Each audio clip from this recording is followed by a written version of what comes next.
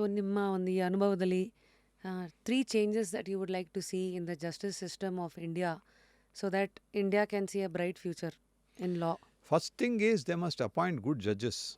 ಈ ಟೋಟಲ್ ಎಷ್ಟಿದ್ದಾರೆ sir pan India judges? ಅಲ್ಲ, ಈ ಸಬಾರ್ಡಿನೇಟ್ ಕೋರ್ಟ್ ಎಲ್ಲ ಸೇರಿ ಒಂದು 4-5 ಲಕ್ಷ ಜನ ಇರ್ಬೋದು. ಆ್ಯಂಡ್ ಟೋಟಲ್ ಎಷ್ಟು ಕೋರ್ಟ್ಸ್ ಇದೆ ಸರ್? ಅದು ನಂಬರ್ ಅಂದರೆ ಒಂದೊಂದು ಸ್ಟೇಟ್ಗೆ ಎಷ್ಟು ಅಂತ. ಹೈಕೋರ್ಟ್ಸ್ ಎಲ್ಲ ಸ್ಟೇಟಲ್ಲಿದೆ. Each state has one high court with many benches. ನಮ್ಮಲ್ಲಿ 2 ಬೆಂಚ್ ಇದೆ, ಧಾರವಾಡದಲ್ಲಿದೆ, ಕಲಬುರಗಿಯಲ್ಲಿದೆ, ಹೈಕೋರ್ಟಲ್ಲಿ ಬೆಂಗಳೂರಲ್ಲಿದೆ. ಅದೇ ಥರ ಒಂದೊಂದು ಸ್ಟೇಟಲ್ಲಿ ಅವರ ಅವಶ್ಯಕತೆ ಇಟ್ಕೊಂಡು 3-4 ಬೆಂಚ್ಗಳಿದೆ. ಸೊ ಎಲ್ಲ ಸ್ಟೇಟಲ್ಲೂ ಹೈಕೋರ್ಟ್ಸ್ ಇದೆ. ಆ್ಯಂಡ್ ಏಪೆಕ್ಸ್ ಲೆವೆಲಲ್ಲಿ ಸುಪ್ರೀಂ ಕೋರ್ಟ್ ಇದೆ. ಆ್ಯಂಡ್ ಅದ್ರ ಕೆಳಗಡೆ ಲೋವರ್ ಲೆವೆಲಲ್ಲಿ ಡಿಸ್ಟ್ರಿಕ್ಟ್ ಲೆವೆಲ್ಸಲ್ಲಿ ಕೋರ್ಟ್ಸ್ ಇದೆ. ಪ್ರತಿ ಡಿಸ್ಟ್ರಿಕ್ಟಲ್ಲೂ ಡಿಸ್ಟ್ರಿಕ್ಟ್ ಜಡ್ಜಸ್ ಇದ್ದಾರೆ. ಒಂದೊಂದು ದೊಡ್ಡ ಡಿಸ್ಟ್ರಿಕ್ಟಲ್ಲಿ 2-3 ಜಾಗದಲ್ಲಿ ಡಿಸ್ಟ್ರಿಕ್ಟ್ ಜಡ್ಜಸ್ ಕೂತ್ಕೊಳ್ತಾರೆ. ಯಾಕಂದರೆ ಡಿಸ್ಟೆನ್ಸ್ ಜಾಸ್ತಿ ಇದೆ ಅಂತ ಹೇಳಿದ್ರೆ, ದೊಡ್ಡ ಡಿಸ್ಟ್ರಿಕ್ಟ್ ಆದರೆ ಅದು ಇದೆ. ಅದ್ರ ಕೆಳಗಡೆ ಈ ಸಿಸ್ಟಮ್ ಏನೋ ಇದೆ, ಎಲ್ಲ ಕಡೆ ಸ್ಪ್ರೆಡ್ ಔಟ್ ಆಗಿದೆ. ಸುಮಾರು ಒಂದು 30-40 ಕಿಲೋಮೀಟ್ರ್ ಒಳಗಡೆ ನೀವು ಎಲ್ಲಿದ್ರೂ ಜಡ್ಜು ಕೋರ್ಟ್ ಇರ್ತಾರೆ. ಸರಿ, every 30-40 kilometers there is one court and one judge available. But how crowded is? ಅದೇ ಪ್ರಾಬ್ಲಮ್. ಇವಾಗ ನೋಡಿ, ಬೆಂಗಳೂರು ಹತ್ರ ಇರೋ ರೂರಲ್ ಕೋರ್ಟ್ಸ್ ಇದೆ. ನೆಲಮಂಗಲಲ್ಲಿದೆ, ಆನೇಕಲ್ಲಲ್ಲಿದೆ, ದೇವನಹಳ್ಳಿಲಿದೆ. ಈ 3 ಕಡೆ ಏನಾಗಿದೆ ಅಂದರೆ, ಬೆಂಗಳೂರು ಬೆಳೀತಾ ಇದ್ದಂಗೆ ಲ್ಯಾಂಡ್ ಲಿಟಿಗೇಷನ್ ಸಿಕ್ಕಾಪಟ್ಟೆ ಆಗಿದೆ.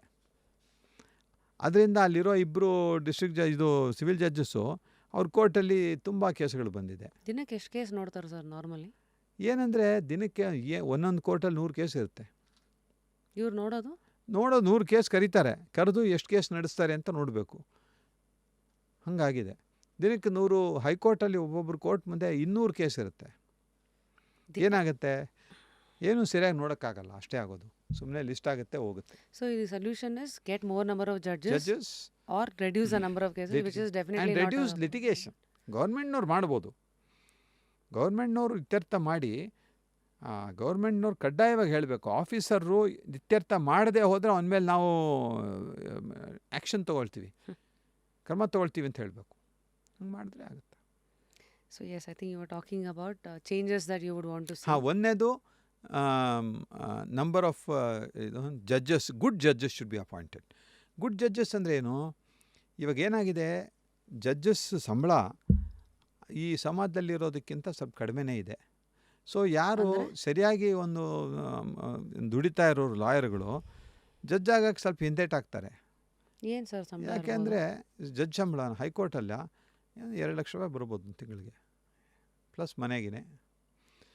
ಬಟ್ ಲಾಯರ್ಗಳು ಅದಕ್ಕೆ ವಯಸ್ಸಾಗಬೇಕಂತ ಇರುತ್ತಾ? ಇಷ್ಟು ವಯಸ್ಸಾಗಿದ್ದವ್ರು ಮಾತ್ರ ಜಡ್ಜ್ ಆಗಬೇಕು? 4 ಹೈಕೋರ್ಟ್ ಜಡ್ಜಸ್ಗೆ ಸುಮಾರು 45-50 ವರ್ಷ ಆಗಿರಬೇಕು. 20-22 ವರ್ಷ ಪ್ರಾಕ್ಟೀಸ್ ಆಗಿರಬೇಕು. ಆ್ಯಂಡ್ ಸುಪ್ರೀಂ ಕೋರ್ಟ್ಗೆ ಸುಮಾರು 50 ವರ್ಷ. ಸುಪ್ರೀಂ ಕೋರ್ಟಲ್ಲಿ ಡೈರೆಕ್ಟ್ ಅಪಾಯಿಂಟ್ಮೆಂಟ್ಸ್ ಒಂದಷ್ಟು ಜನ ಇರ್ತಾರೆ, ಮಿಕ್ಕಿದ್ದವರೆಲ್ಲ ಹೈಕೋರ್ಟಿಂದ ಹೋಗ್ತಾರೆ. Supreme court direct appointments around 55ನೇ ವರ್ಷಕ್ಕೇ ಮಾಡೋದು. ಅಲ್ಲಿ 65ಕ್ಕೆ ರಿಟೈರ್ ಆಗ್ತಾರೆ. ಹೈಕೋರ್ಟಲ್ಲಿ 62ಕ್ಕೆ ರಿಟೈರ್ ಆಗ್ತಾರೆ, 62ನೇ ವಯಸ್ಸಿಗೆ. ಸೊ ಅವರು ಹೈಕೋರ್ಟ್ಗೆ ಬರೋ ಹೊತ್ತಿಗೆ ಸುಮಾರು ಒಂದು 50 ವರ್ಷ, 52 ವರ್ಷ ಆದರೆ ಒಂದು 10 ವರ್ಷ ಫ್ರೀ ಸಿಗುತ್ತೆ ಅಷ್ಟೇ. ಸೊ ಯು ಸೇಯಿಂಗ್ ಮನಿ ಅಲ್ಲಿ it should be incentivise so that more people will take up the judge. And they must appoint good people. ಈ ರಿಸರ್ವೇಷನ್ ಅದು ಇದು ಮಾಡಿ ಇಟ್ಕೊಂಡು ಬಿಟ್ಟಿದ್ದಾರೆ. ಈ ವುಮೆನ್ ರಿಸರ್ವೇಷನ್ನು, ಆಮೇಲೆ ಶೆಡ್ಯೂಲ್ ಕಾಸ್ಟ್ ರಿಸರ್ವೇಷನ್ನು, ಮತ್ತು ಗೌಡ್ರಿಗಿಷ್ಟು, ಆಮೇಲೆ ಬ್ರಾಹ್ಮಣರಿಗಿಷ್ಟು, ಆಮೇಲೆ ಲಿಂಗಾಯತರಿಗಿಷ್ಟು ಅಂತ ಮಾಡಿ ಇಟ್ಕೊಂಡು ಬಿಟ್ಟಿದ್ದಾರೆ. ಅಂದರೆ ಅದು ಕಾನೂನು ರೀತಿಯಲ್ಲಿಲ್ಲ, ಇನ್ಫಾರ್ಮಲಿ. ಓಹೋ. ಹಾಂ, ಕಾನೂನಲ್ಲಿ ಆ ಥರ ರಿಸರ್ವೇಷನ್ ಇಲ್ಲ ಹೈಯರ್ ಜುಡಿಷರಿಗೆ, ಸುಪ್ರೀಂ ಕೋರ್ಟ್ ಆ್ಯಂಡ್ ಹೈಕೋರ್ಟ್ಗೆ. ಬಟ್ ಮಾಡುವಾಗ ಹಂಗೆ ಮಾಡಿ ಇಟ್ಕೊಂಡಿದ್ದಾರೆ. ಸೊ ನೀವೇ ಕೇಸ್ ಹಾಕ್ಬೋದಾ ಇದೆಲ್ಲ ಯಾಕೆ ಹಿಂಗೆ ತೆಗೀರಿ ಅಂತ? ಇಲ್ಲ, ಅದಕ್ಕೇನಂದರೆ ಅವ್ರು ಹೇಳೋದು ಅದು ಕಲೀಜಿಯಮ್ ಡಿಸಿಷನ್ ಅಂತೆ. ಇದು ಇನ್ಫಾರ್ಮಲ್, ಅಂದರೆ ಪೇಪರಲ್ಲಿ ಇಲ್ಲ. ಬಟ್ ಏನಾಗುತ್ತೆ, ಸಪೋಸ್ 3 ವೇಕೆನ್ಸಿ ಇದೆ, 3 ಜನ ನೇಮಿಸ್ಬೇಕು. 3 ಜನದಲ್ಲಿ ಒಂದಷ್ಟು ಜನ ಹೆಸರು ಇಟ್ಕೊಂಡಿರ್ತಾರೆ. ಸಪೋಸಿಂಗ್ ನಂಬರ್ 1 ಆ್ಯಂಡ್ 2 ಆ ಲಿಸ್ಟಲ್ಲಿ ಒಂದು ಕಮ್ಯುನಿಟಿಗೆ ಸೇರಿದ್ದಾದರೆ, ಅವರು ಇಬ್ಬರು ಒಂದೇ ಕಮ್ಯುನಿಟಿ, ಅವ್ರಿಗೆ ಬೇಡ, ಇನ್ನೊಂದು ಕಮ್ಯುನಿಟಿಗೆ ಹೋಗೋಣ, ಅವ್ನು ನಂಬರ್ 5 or 6 ಇರ್ಬೋದು. ಓ, ಸೊ ಇವೆಲ್ಲ ಡಿಸಿಷನ್ಸ್ಗಳು ಕಲೇಜಿಯಮಲ್ಲಿ ಮಾಡುತ್ತೆ. ಕಲೇಜಿಯಮಲ್ಲೂ ಇದಕ್ಕೆ ಬಿಟ್ಟಿದ್ದಾರೆ ಅವರು. ಎಷ್ಟು ನಿಮ್ಗೆ ಇಲ್ಲೆಲ್ಲ ಇಂಟರ್ವ್ಯೂಗಳು ಯಾರು ತೊಗೊಳ್ಳೋದು ಸರ್ ಜಡ್ಜ್ಗಳಿಗೆಲ್ಲ? ಅಲ್ಲ, lower court district judge appointments ಎಲ್ಲ ಹೈಕೋರ್ಟ್ನವ್ರು ತೊಗೋತಾರೆ. ಬಟ್ ಹೈಕೋರ್ಟ್ ಆ್ಯಂಡ್ ಸುಪ್ರೀಂ ಕೋರ್ಟ್ಗೆ ಎಲಿವೇಷನ್ಗೆ ಇಂಟರ್ವ್ಯೂ ಅಂತ ಇಲ್ಲ.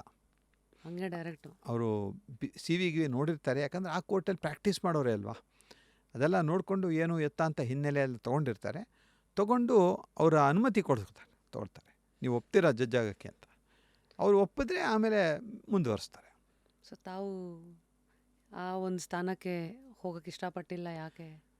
ಅದು ನಾನು ಕೇಳಿದಾಗ ನನಗೆ ಆವಾಗ ಸುಮಾರು 98-90ನೇ ಇಸ್ವಿಯಲ್ಲಿ ಕೇಳಿದರು. ಆವಾಗ ತಾನೇ ನಮ್ಮ ತಂದೆಯವರು 96ನೇ ಇಸ್ವಿಲಿ ತೀರ್ಕೊಂಡಿದ್ರು. ದೊಡ್ಡ ಆಫೀಸು, ಪ್ಲಸ್ ನನಗೆ ಜುಡಿಷಿಯರಿಲಿ ಅಷ್ಟು ಇಂಟ್ರೆಸ್ಟು ಇರಲಿಲ್ಲ. ಪ್ಲಸ್ ಮನೆ ಜವಾಬ್ದಾರಿ, ದೇವಸ್ಥಾನದ್ದು ಅದೆಲ್ಲ ಇತ್ತು. ಅದಕ್ಕೆ ಫ್ರೀ ನಾನು ಬರ್ಡ್ ಆಗಲ್ಲ. ಆಗಿತ್ತಾ, ಎರಡನ್ನೂ ಬ್ಯಾಲೆನ್ಸ್ ಮಾಡೋಣ ಅಂತ ನೀವು ಹೇಗೆ ಬಂದ್ರಿ? So 3 things. 1 is good judges should be appointed. Next one is that the system must be improved. How? ಅಂದರೆ ಸಿಸ್ಟಮ್ ಇಂಪ್ರೂವ್ಮೆಂಟ್ ಅಂದರೆ ಅದಕ್ಕೆ ಇವಾಗ ಕೇಸ್ ಮ್ಯಾನೇಜ್ಮೆಂಟ್ ಅಂತ ಇದೆ. ಕೇಸ್ ಮ್ಯಾನೇಜ್ಮೆಂಟ್ ಅಂದರೆ ಏನು? ನೀವು ಎಷ್ಟು ಕೇಸ್ ಇರುತ್ತೆ ಅಂತ ಕೇಳಿದ್ರೆ 100 ಕೇಸ್ ಒಂದು ದಿವಸಕ್ಕೆ ಇರುತ್ತೆ. ಆ 100 ಕೇಸಲ್ಲಿ ಒಂದು 25 ಕೇಸು ಪ್ರೊಸೀಜರ್ಗೆ ಬರುತ್ತೆ. ಇವನು ನೋಟಿಸ್ ಸರ್ವಾಗಿಲ್ಲ, ಇದು ಪೇಪರ್ ಸರಿಯಾಗಿಲ್ಲ, ಇದೆಲ್ಲ ಜಡ್ಜ್ ಹತ್ರ ಸುಮ್ಮನೆ ಸಮಯ ವೇಸ್ಟು. ನೋಡಿ, ಅದನ್ನು ರಿಜಿಸ್ಟ್ರಿಗೆ ಬಿಡ್ಬೋದು.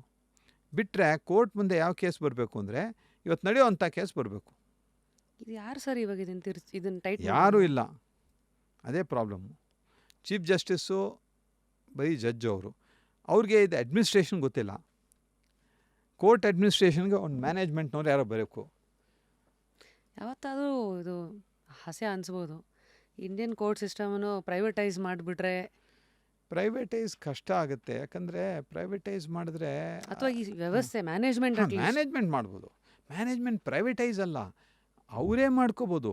ಸಿ, ಅಡ್ಮಿನಿಸ್ಟ್ರೇಷನ್, ಹೈಕೋರ್ಟ್ ಅಡ್ಮಿನಿಸ್ಟ್ರೇಷನ್, ನಾನು ಎಷ್ಟೋ ಕೇಸಲ್ಲಿ ಹೈಕೋರ್ಟ್ ಅಡ್ಮಿನಿಸ್ಟ್ರೇಷನ್ಗೆ ನಾನು lawyer, appear for high court administration. ಅವರು ಒಳಗಡೆ ಅದನ್ನು ಸ್ಟ್ರೀಮ್ಲೈನ್ ಮಾಡಿಕೊಂಡು ಚೀಫ್ ಜಸ್ಟಿಸ್ ಅನ್ನೋರು we must appoint some special officer to look after registry.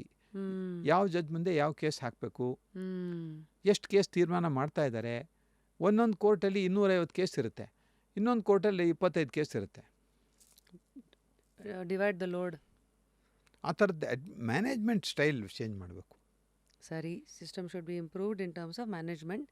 And last one is, ಈ ಕಾನೂನು ಮಾಡುವಾಗ ಸ್ವಲ್ಪ ಬುದ್ಧಿ ಉಪಯೋಗಿಸಿ ಮಾಡಬೇಕು. ಕಣ್ಣು ಮುಚ್ಕೊಂಡು ಮಾಡಿದ್ರೆ ಹಿಂಗೆ ಆಗೋದು. ಎಷ್ಟು ಕಾನೂನು, ಇವಾಗ simple example, arbitration conciliation act ಅಂತ 96ನೇ ಇಸ್ವಿಲಿ ಒಂದು ಕಾನೂನು ತಂದರು. ಯಾರು ಸರ್? Central ಗೌರ್ಮೆಂಟಲ್ಲಿ, parliament. ಅದಕ್ಕೆ ಮುಂಚೆ 1940ನೇ ಇಸ್ವಿನಲ್ಲಿ ಆರ್ಬಿಟ್ರೇಷನ್ ಕಾನೂನಿತ್ತು ಬ್ರಿಟಿಷ್ ಇಂಡಿಯಾ ಟೈಮಲ್ಲಿ. ಸೊ 96ರಲ್ಲಿ ತಂದರು. 96ನೇ ಇಸ್ವಿ ತಂದಾಗ ಯಾವುದೂ ಕ್ಲಾರಿಟಿ ಇಲ್ಲ ಆ ಆ್ಯಕ್ಟಲ್ಲಿ. ಆವಾಗಿಂದ ಇವಾಗ ನೋಡಿದ್ರೆ ಒಂದು ಏನಿಲ್ಲ ಅಂದರೂ ಒಂದು 200-300 ಡಿಸಿಷನ್ಸು ಸುಪ್ರೀಂ ಕೋರ್ಟ್ದು ಬಂದಿದೆ ಆ ಆ್ಯಕ್ಟ್ ಮೇಲೆ. ನಾವು 1890ನೇ ಇಸ್ವಿನಲ್ಲಿ ಇಂಡಿಯನ್ ಪೀನಲ್ ಕೋಡ್ ಬಂತು. ಆ ಪೀನಲ್ ಕೋಡಲ್ಲಿ ಎಷ್ಟು 200 ವರ್ಷ ಆಯಿತು, ನಿಯರ್ಲಿ 150 ವರ್ಷ ಏನೋ, ಅಲ್ಲಿ ಆ ಸೆಕ್ಷನ್ ತೊಗೊಂಡ್ರೆ ಇಷ್ಟು ಜಡ್ಜ್ಮೆಂಟ್ ಅದರಲ್ಲಿ ಎಲ್ಲೂ ಬಂದಿಲ್ಲ. ಯಾಕಂದರೆ that was more or less clear, ಸರಿಯಾಗಿತ್ತು. ಇವಾಗ ಇದು ಕಾನೂನು ಮಾಡುವಾಗ ಯೋಚನೆ ಮಾಡೋದು. ನಾನು ಹೇಳಿದ್ನಲ್ಲ, ಈ ಚೆಕ್ ಡಿಸೌನ್ ಅಂತ ಹೇಳಿದ್ನಲ್ಲ, ಕಾನೂನಂತೂ ಮಾಡಿದ್ರು, ಯಾರು ಇತ್ಯರ್ಥ ಮಾಡ್ತಾರೆ ಹೇಳಲಿಲ್ಲ, ಅದಕ್ಕೇನು ಸಿಸ್ಟಮು ಹೇಳಿಲ್ಲ. ಅದೇ ಥರ ಆರ್ಬಿಟ್ರೇಷನ್ ಆ್ಯಕ್ಟಲ್ಲಿ ಮಾಡಿದ್ರು.